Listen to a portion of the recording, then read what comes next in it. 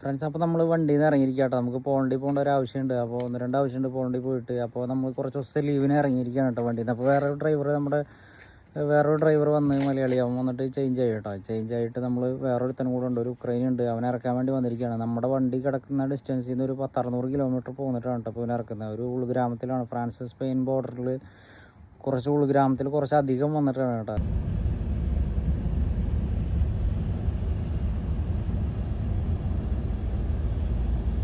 ഇവിടെ വന്നിട്ട് എന്ന് വെച്ചിട്ടുണ്ടെങ്കിൽ പാടത്തും വരമ്പത്തും കിടക്കുന്ന നമ്മൾ സിംഗിളൊക്കെ പോകുമ്പോൾ നമുക്കറിയാം അതുപോലെ കിടക്കുന്ന പാർക്കിംഗ് ഏരിയയും പിന്നെ അങ്ങനത്തെ ഒരു ഏരിയ കേട്ടോ. ഒരു ഷോപ്പോ ഒരു സംഭവം ഇല്ലാത്ത ഏരിയയാണ്. ഇവിടെ വന്നിട്ട് സംഭവം വേണ്ട ഒരു ട്രക്കിൻ്റെ സർവീസ് സെൻ്ററൊക്കെ കിടപ്പുണ്ട് ഒരു ചെറുത്. പക്ഷേ ഒരു ആളും മനുഷ്യനും ഇല്ലാത്ത ഏരിയയാണ് കേട്ടോ.